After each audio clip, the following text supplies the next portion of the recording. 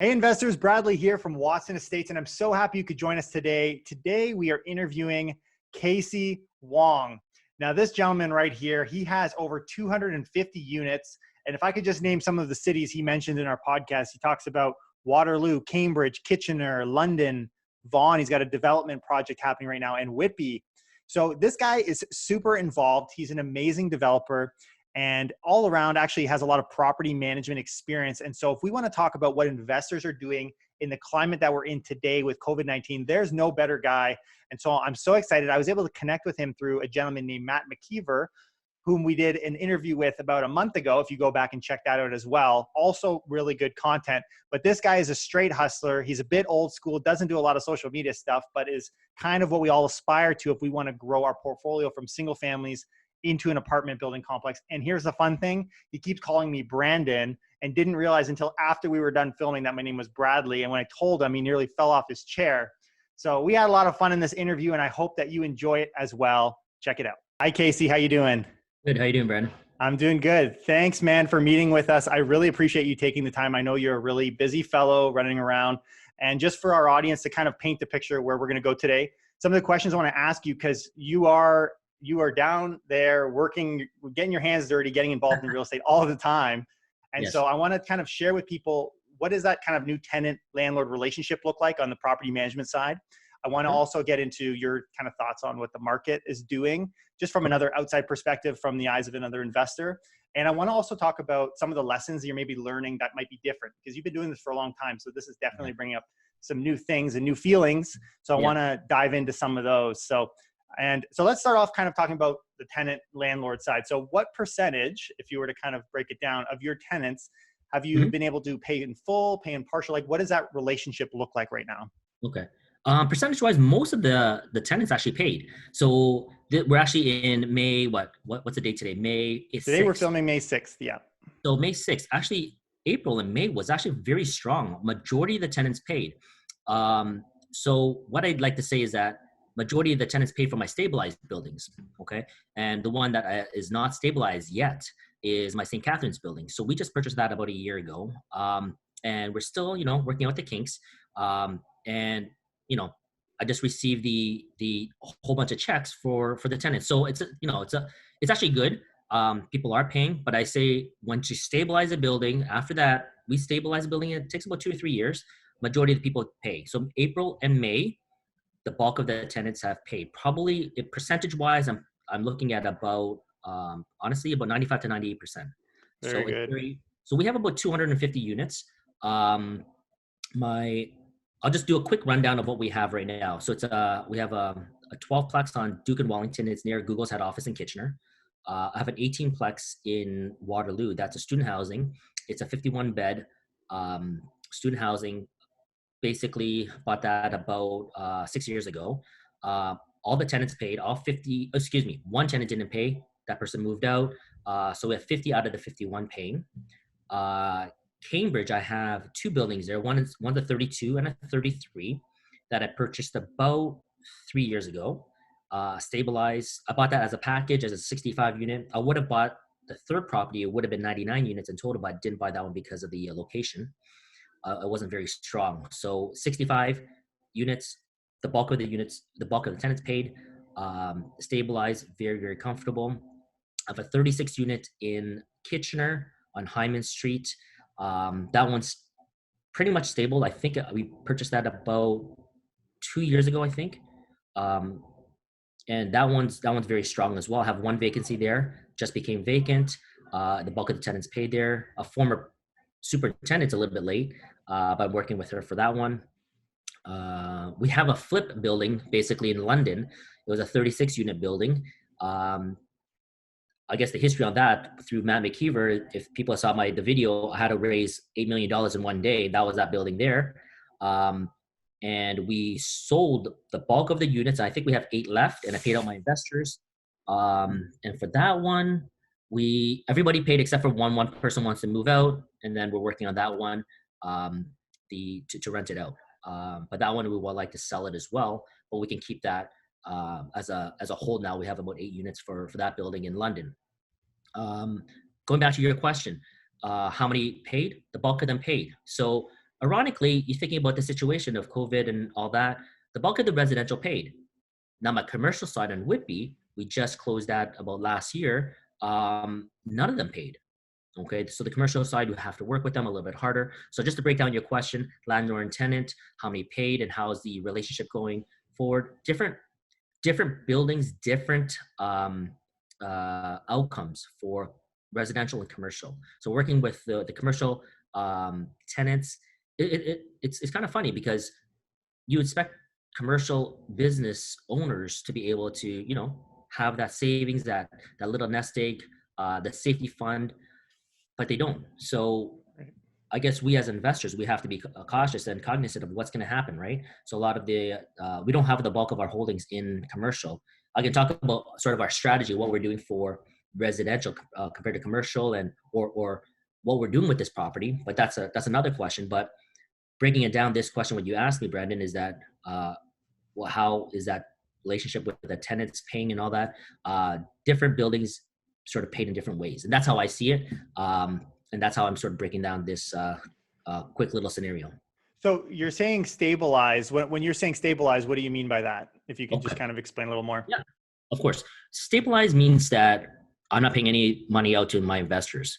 The building we just purchased, it's almost like a business that you buy. You have to be able to make sure that it's running properly. Until then, you can start taking the money out. We don't usually give investors any money. They're like the cash flow or anything like that until after the 2 or 3 year time period. Just for the fact that there's going to be turnover, there's going to be unexpected repairs, maintenance, capex, capital expenditures. I call capex, that you don't see for the first couple years. Okay, so there's going to be a lot of cash outlay. So stabilize the building, make sure that the business is running fine. Once that happens, then you can start giving cash flow to your investors, and also taking cash flow for yourself as the operating partner. So crucial in a part where you don't want to bleed your business, bleed that building, as in take everything out, okay, and not be able to have money for expenses, for renovation, to pay the bills, to pay the mortgage, to pay the utilities. So the first couple of years, I say usually 3 years. I stabilized that 65 unit building, the 2 buildings that we have in Cambridge, in about 2 years, right? But going back to the question of stabilization, you're gonna stabilize a building depending on the time period. Um, you, through experience, will know how long it's going to take. So I would probably say, from my experience, it's about a 3 year time period. If you can do it faster, excellent, right? On a single family home, if you just have one tenant, one great tenant, and your cash flow, you buy, let's say wherever you're at, let's say on a secondary or tertiary type of market, you bought cheap, let's say 200,000, you're renting it out for 1,500, for example, okay? Then you can stabilize it within probably a couple months, okay? Then you can start drawing the cash flow. But my suggestion is that when you're doing the multifamily, have that buffer, have that 2 or 3 year stabilization period, because you don't know what's going to happen. Yeah, and so what I really love about your story is that you started on the single family side and you worked your way up, right? So I think some people will get a little intimidated, when you're doing these giant condo projects in the east and the west, and all of these units, you're throwing double digits all over the place, right? Yes. But it's funny because a lot of things you're saying are very transferable, and that you're able to bring it right down. So now, Yeah. from other people you're talking, big or small investors, would you say that seems to be the same story, the ability to collect rent, or have you been able to talk or heard any stories of anyone that's maybe having some more difficulty? And could it be because of your size versus someone that's maybe smaller, struggling? Like, where do you see that kind of fitting? That's very individual. Like, it's going to be to that person, to that landlord, to that tenant, that perspective. Like, if you have one single family home and that person's out of the job, and let's just say he's, for whatever, let's say he's self-employed or whatever, and he can't collect the CERB, right? The government help or the subsidy or financial aid. If they can't collect it, you have to almost, help them out. Wait. Everybody's going to be different.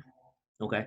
I don't know who, like, the best, the best solution, best steps to take is to work with their tenants. Put it in writing. So make sure you put it in writing. You say, okay, you're not able to pay for April's rent. What are the payment plans that you're able to do. Okay. Right. Can you do 50% of April? Okay. I worked with only one tenant in my Linwood property. I said, you know what? Let me take the LMR for this month. You're not supposed to do that, but this situation is not normal either. I'll take your LMR. Okay. Put it in Meaning paper. last month's rent, Yeah, just for sorry, sorry. anyone. Your last month's rent. But So, good. Yes. yeah. Yeah. I'll take your last month's rent Yep. for April's rent. And then I'm going to work with you. Okay. Mhm. For May's rent. And then I'm going to drop it down from your 1225 payment or something like that. It's around 1200 for one bedroom. I'm going to drop it down to 1,000. Can you afford 1,000? Yes. Okay. Your $200 is going to accumulate each and every month until you pay it off. Okay. At least I get something from him. Right. Okay. Don't don't let him have everything. Okay. But I'm not trying to squeeze him. Okay. I'm not financially trying to squeeze him so he can't put bread on the table. Okay. So everybody has, give and take.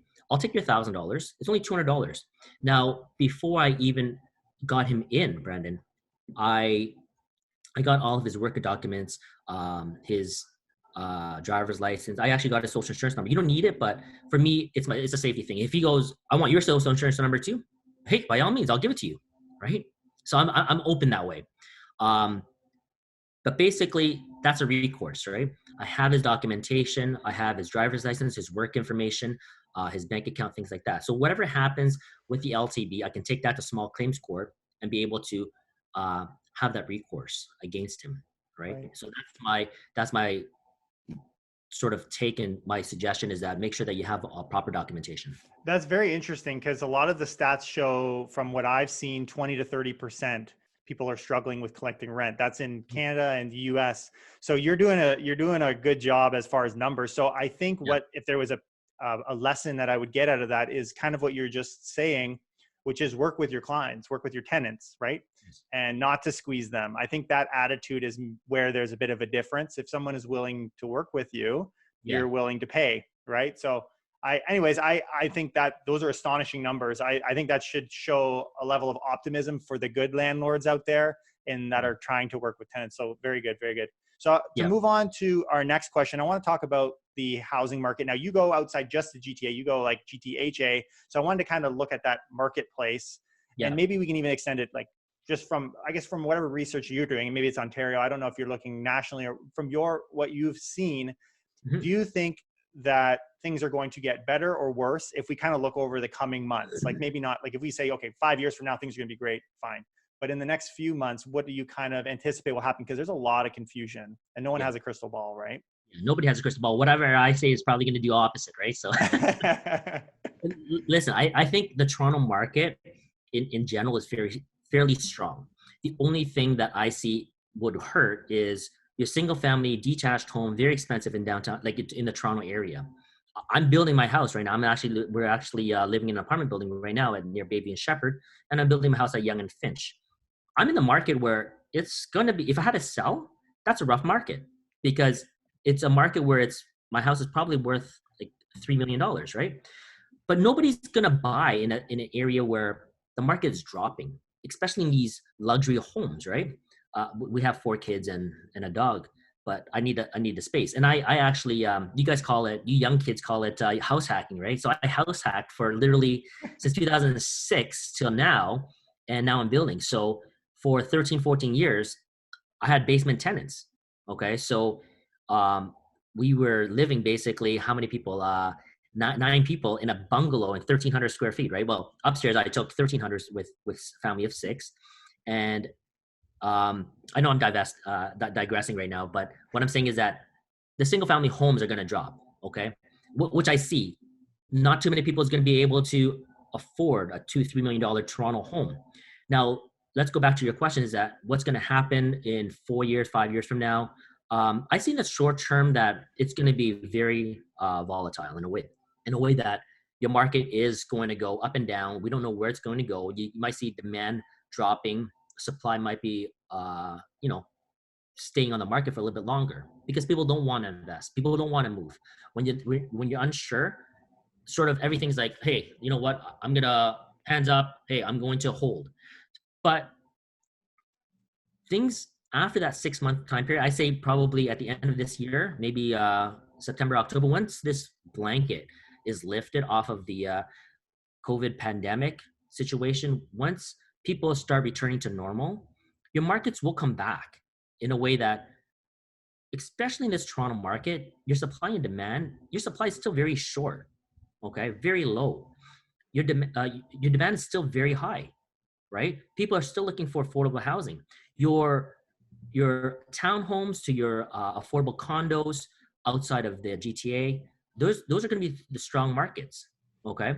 Um, as long as there's companies there, okay? So your stronger areas like your Kitchener-Waterloo, Cambridge, your Hamilton, St. Catharines, your Whitby area, London, like if they have jobs there, companies are there still producing, having those employees, people will still have to live, right? I don't see that going down.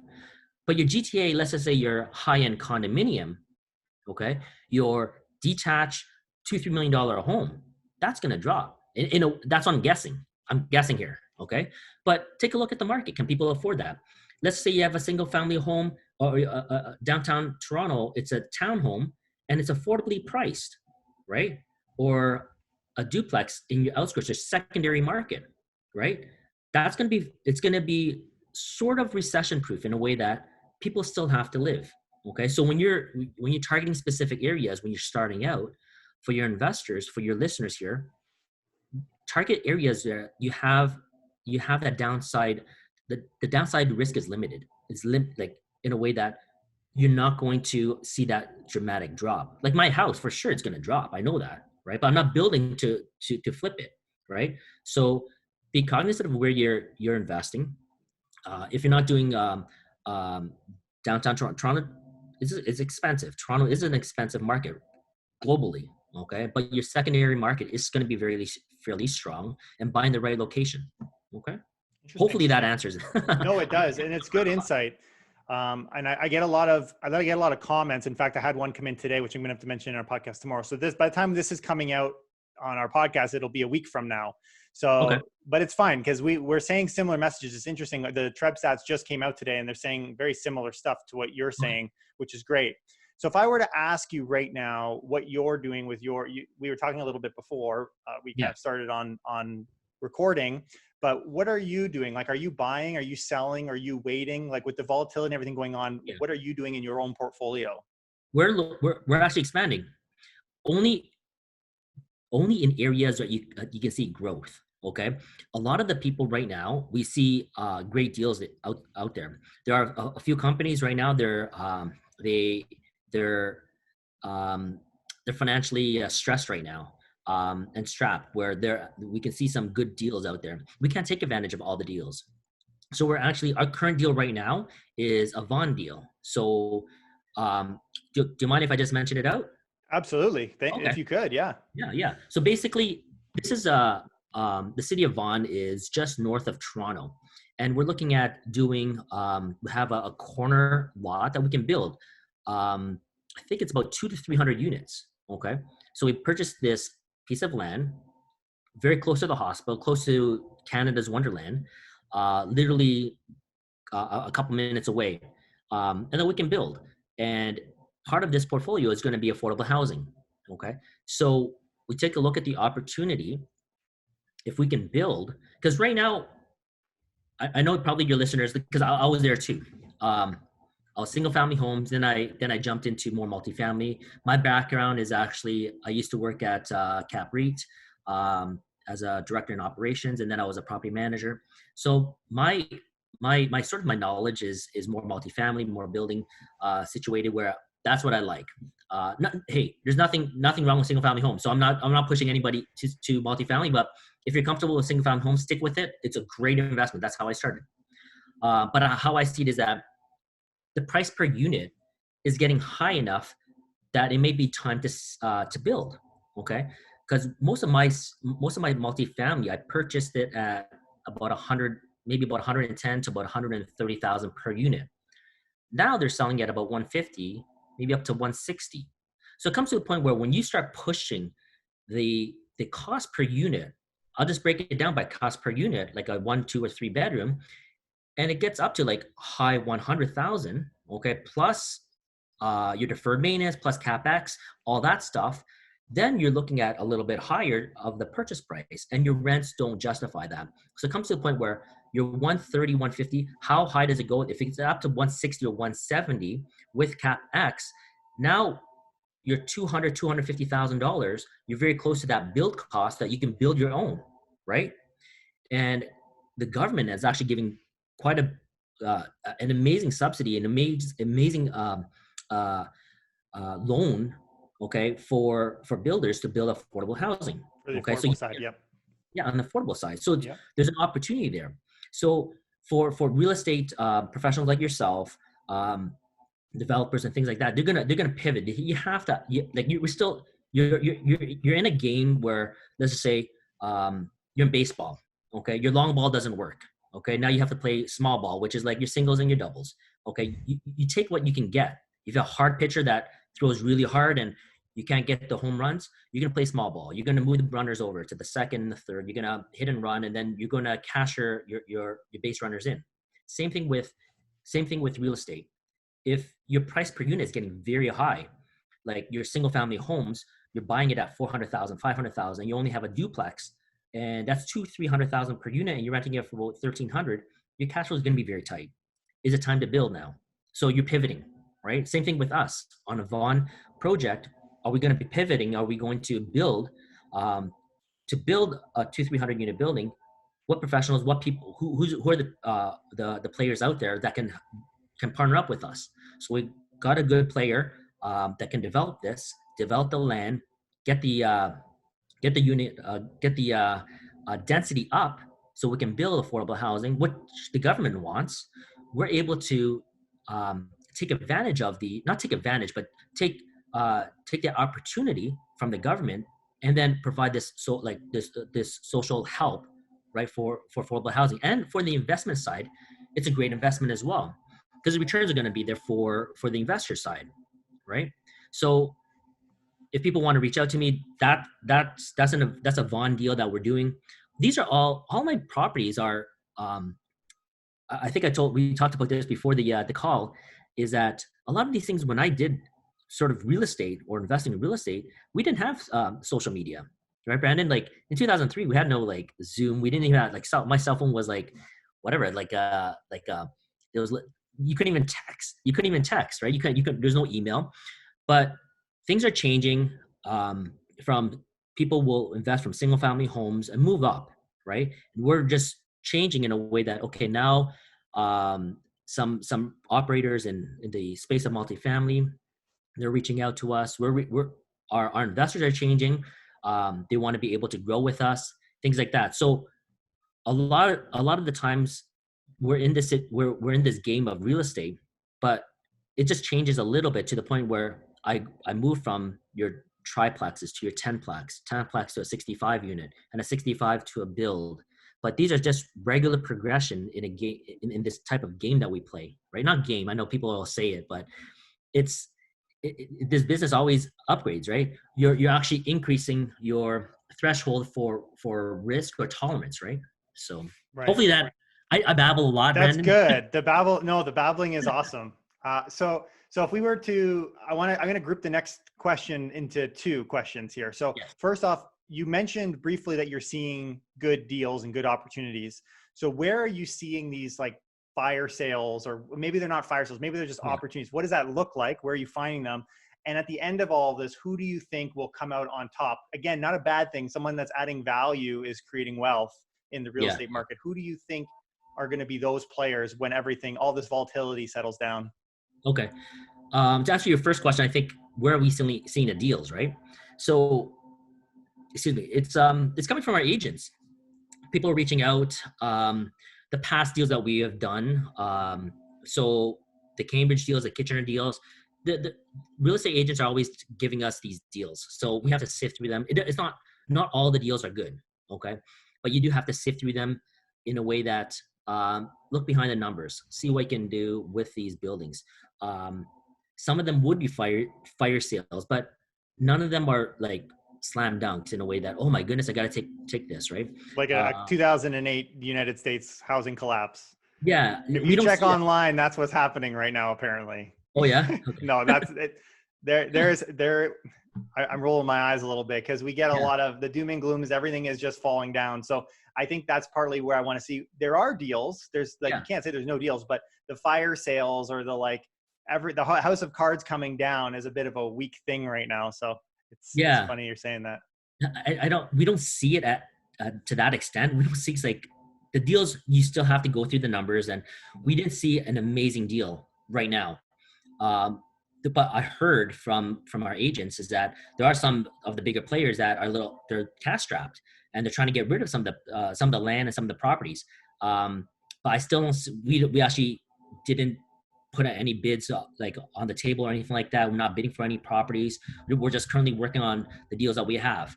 We're comfortable in the deals that we have, and we want to close on those. But yeah, I guess that's my take on that right now. There could be deals, but you have to be careful and cautious. You have to run your own numbers. Same analysis as pre-COVID, as post-COVID, even after this. So run your own deals. Make sure that, because I know that we actually got a couple deals that seemed like it was really good, but once you dig a little bit further, it's not amazing. Okay, Right. so that's one thing. So who do you think is going to come out on top at the end of this? That's right. It's the people with the cash. Okay, so it's the people that can weather this storm for whatever situation you're in, whatever stage in business you're at. You have to have cash. Okay, I told this to this other girl. I think her name is Angie. She goes that all these problems, you just have to throw cash at it. It's true. It is true. That is Very true. true. Your Yep. fundamentals is, can you put bread on the table? Can you keep the lights on? You want to look for an opportunity. Can you actually take advantage of that opportunity? Because do you have that cash, or the investors, right? So the people will come ahead are the people that are not over leveraged. They have that cash. It doesn't have to be like liquid. Maybe you had to sell some securities or whatever. Maybe you do have that cash share. So I was telling this to I think it was to actually a mutual friend. Is that a lot of the I like to sort of say that I'm not sure how your listeners are going to listen, but a lot of the Asian community, which when we were brought back, like my parents and my grandparents, they saved a lot of the money. Okay. And they taught us that you save. So that means in your bank account, you work, you're saving. Like we have, it's in our brain to save. My wife is actually half Chinese. Oh, nice. So we get the periodic red envelope for our daughter, and yeah. So I know what you're talking about. I see that. You see that. So we save. Like you have something. You want that, whatever those games or whatever you like. A lot of these kids play those Xboxes or whatever. My kids don't have it, right? But like you're saving your money. You wanna buy that hoverboard. My daughter, her name is Courtney. She's 10 years old, and she goes, "Okay, I want to buy a hoverboard." Sure, that's something. It's not Christmas right now. You want it, you're paying for it. So that's how we teach our kids, is that if you want something, there's this delayed gratification. She doesn't understand it. You want it, she paid for it. Now she's looking back, is like, it's sitting in my car. We're moving right now. So we're in this small little apartment building. And I said, "Hey, how does that feel?" He goes, "I don't like it that much." Like, $200, right, for this hoverboard. But this is my I like to give suggestions, or just a little tidbit of my experience, is that don't overspend. Make sure you have a nest egg just in case of a COVID hitting you. I hit Hamilton, and I was losing $9,000 a month. I bought 3 triplexes, 2 8plexes, and a 12plex. There's 28 units in downtown Hamilton. I was bleeding $9,000 a month. And it's not easy. It's not easy. Like, I had to sell my RSPs to keep the heat on for these tenants, and these tenants are not even paying. I pay for the property tax. Property tax is not cheap in Hamilton. It's one of the highest in the cities of Ontario.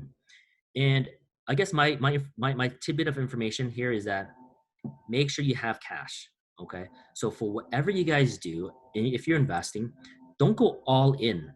Okay. Have a little bit in your back pocket, because when something like this happens, you're able to weather that storm.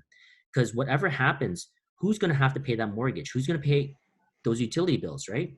So you can see an opportunity. If you have that spare cash, this is the time to use it, right? hopefully that helps. Like I'm not. It does help. And it's funny because when this all started happening and there was a controversy on whether rent was going to be collected, I remember we were actually talking about this about a month ago in our daily podcast about Yeah. how I saw a post, I think it was a blog TO article, and there were comments from landlords saying, well, I need to pay this, I need to pay that. And if I don't collect my rent, I'm going to sink. And Yeah. right out of the gate, the same thing you're saying is what we were saying is, where is the reserve? Like, where is your Yeah. cash reserve that you're going to die? We haven't even hit the first month of rent yet and you're already dying. So Yeah. I understand what you're saying, and I agree. And I'm on the exact same page. Okay, Yeah. let's Yeah. segue a little bit. We've seen a ton of stuff here on COVID-19 that's kind of changed business in general and the way people do business. How has it changed things for large scale local investors? So maybe people you're talking to or your own business, how has this kind of changed the way you do business and kind of what you do on a daily basis? I'm sorry, can you just say that question again? Yeah. Just, So based on all of the changes we've had happen, obviously we're doing a Zoom call, instead of face yeah. to face. So there's different things that we see in our business, in your business as an investor, in managing with your clients on the property management side, maybe on all of these things. How are you maybe doing things a little bit different, and your counterparts, like other investors in the game as well? How have things changed, if at all? Yeah. Not too many things. To be honest with you, nothing really changed too much. But there is that distance, that social distance. Um, I'll just do a quick little rundown of what I do. Even before this, is that a lot of my contractors, I contact them just through text and through emails, right?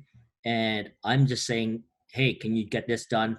Um, tenants will basically send me a picture of, let's say, a P trap that's leaking or whatever. Let's say the faucet's not working properly. So it's always been the same.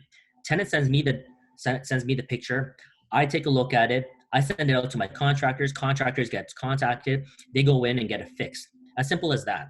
And then once it's done, they send me the picture. They send me the invoices, and bang, it goes to my accountant. Accountant sends the e-transfers. We don't actually even have to go into the unit. Okay, it has always happened that way. Um, even like so now it's the same thing as during the COVID situation. Um, the only situation that has changed is that things has really slowed down to almost a halt in a way that now what basically changes that now my vacancies are a little bit longer. Okay.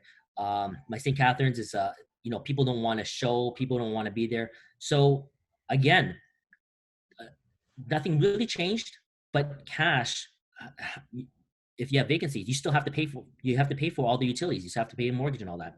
So you know what, even if you're for your listeners or for your viewers, being able to manage things that are not too close to your home or to your business. Let's say if I'm managing a building that's 2-3 hours away, you can still do it, right? A lot of things right now is so accessible in a way that with these smartphones, the technology really has changed things to a point where you can manage buildings from afar.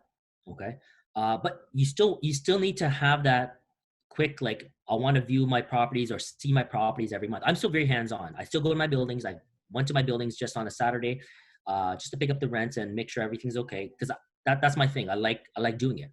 Um, but when you're doing this as a business, be able to manage it sort of like hands off in a way that if you have to be away, you're still able to do it. But that just means that even post COVID or even during COVID, your business is still running. Hopefully that answers your question. It does. And just to kind of translate it to smaller investors, you also have a team of people supporting, if, like, let's say a fridge breaks, it's Yeah. not you going and replacing the fridge. So now when you first get started, for smaller investors, you might be a little bit more of a hands-on. So this would be an argument to say kind of what you're saying. The key word is remotely, right? Like Yes, being able that's to right. do things remotely means maybe having a team being built. So maybe using this as an opportunity for you to realize, I need to get off of being the guy that's there all the time in the face, especially as a small investor. Sometimes I know from my own experience, you got older people and they look at you and they're like, oh, he's just a kid. Like, I'm not going to pay my rent this month and it won't be a big deal, or I'll just play him for a bit less. So Yeah. that attitude you get on a small investor basis can be removed often by property management companies and larger firms. So Yeah. just to kind of translate that, but that's great points, right? Like those things can all be dealt with. So, Yeah. um, Yeah. so to No, move on to the next question. So what have okay. you learned as an investor through the lockdown? Like, is there anything that you've kind of taken out that maybe you hadn't seen in your past career here? Hmm. What have learned? What have you learned?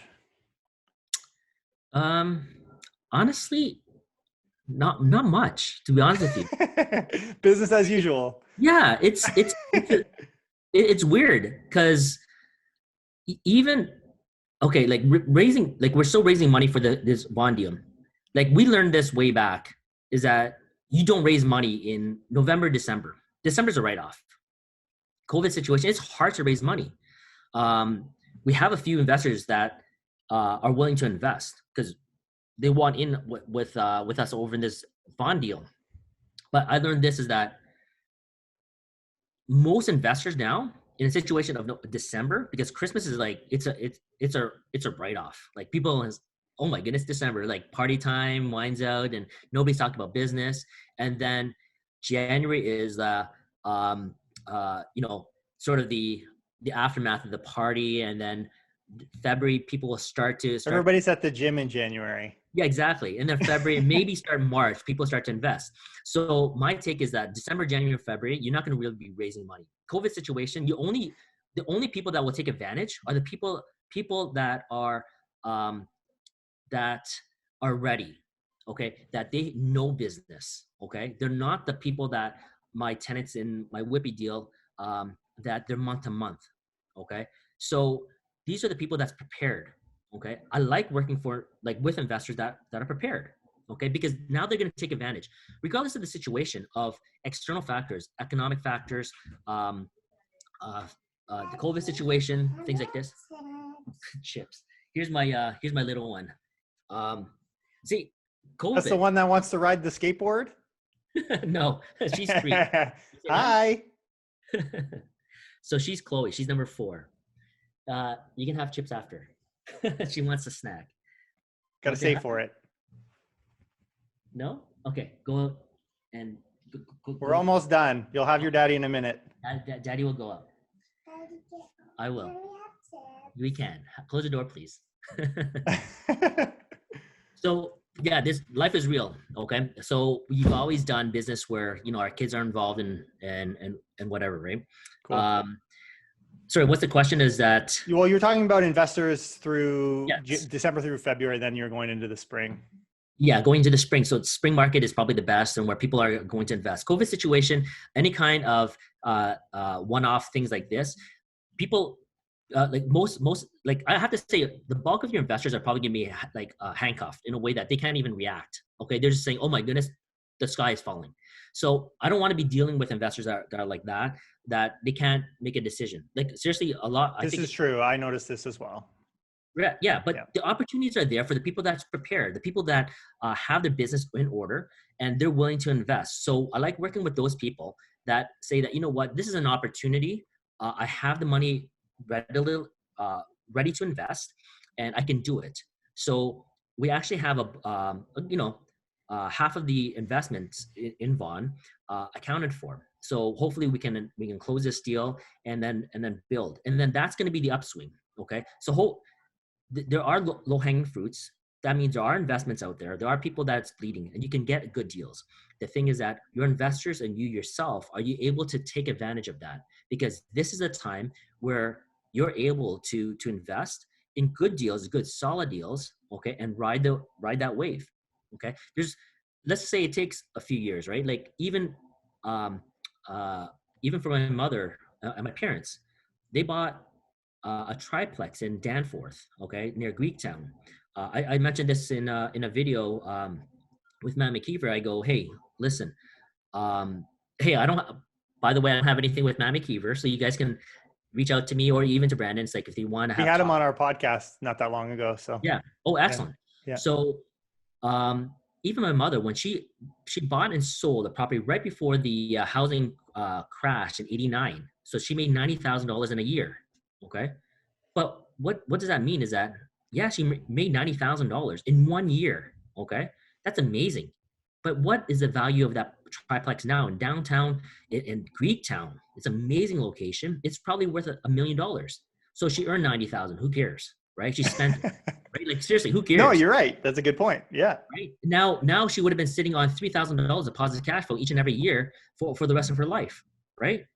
Right. So listen, there's going to be an opportunity. You sell, like, real estate is a long-term game. If you can hold it and weather the storm, a COVID storm, a financial crisis, a whatever, that's amazing. Okay. So going back, like, there's going to be opportunities. Are you able to take advantage of that?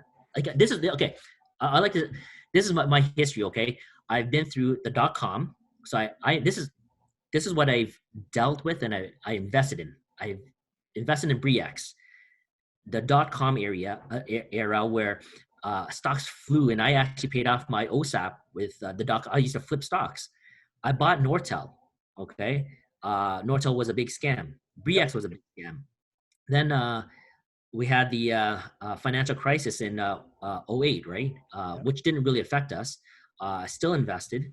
So that's on the investing side. And then on the property side, I had 2 boilers break down, okay, in the dead of winter. Boilers obviously will break down in the dead of winter because it's on in the winter time, right? That's when they're going. Yeah, that's when they're going. You don't have your boilers break down in the dead of in the Even if they did, you wouldn't care. I wouldn't care, right? Exactly. So, and then I had a basement flood. I had a unit on fire at my Elgin property. My Hamilton buildings, I had my roof cave in, if you can believe it. There's a story behind that. I had tenants that didn't pay. I had, drugs and prostitution, okay, in some of my buildings, in the buildings that I worked for, okay. In a condominium, a high-end condominium, there was like a porn, like, I know you're Christian, and I'm like, there's a B-class porn, whatever, on this rooftop. I didn't even know about it. I'm like, okay, all that, like, these are stories that, and yet here you are still investing. Yeah, we're still investing. I had guns. Okay. This is from a fellow property manager. There was guns in the lift top of a stove, 2 guns, 2 handguns. And then she called me. So what should I do? I'm like, you called the cops. There's a lot of stories in property management. There's so many stories from all of these. I've been threatened 2 times. I've been choked. Okay. Almost choked. This is just last year, okay, in my Elgin Street. Some guy it was a boyfriend or whatever, right? It's like he tried to choke me. So, hey, I like to be in the thick of it, okay? I'm very hands-on, as you can tell. But I enjoy it. And you know what? I'm still here, okay? There's so many stories. There's going to be always bad things. That's just a snippet of what I have done, right? But are you willing to do all of this, right? Don't look at the returns, Brandon. All the investors, you're starting off, oh my goodness, I'm going to get this return or that return, the cash flow. It's good. Are you able to do the bad things? Are you willing to weather the storm with your boilers breaking down, your roof caving in, the COVID situation? Are you willing to pay for tenants, all these things? Okay, just a minute. Deal with little kids that they want their snack, right? Well, I think I've overstayed here. Thank you so much for talking with our investors. And where can people find you if they want some more information or learn a little bit more about what you do? And you kind of mentioned some of your projects. Yeah, Cacoeli.com. Okay. Cacoeli.com. That's our website. It's actually our kids' names, Kaylin and then Courtney. So CA is Kaylin, CO is Courtney, and then Elijah, ELI, and then .com. And then our little one, our 4th one, our 3-year-old, she's not even in the her name is not even there. It's going to be too long. So take a look there, and then you can reach out to us. And we'll add that to our description as well. Thanks Nice. again, Kasey. We appreciate all the time you've given today. You've been awesome. And hopefully we'll see you again in the future. Thanks a lot, Brandon. Wonderful. Thank you. Take care.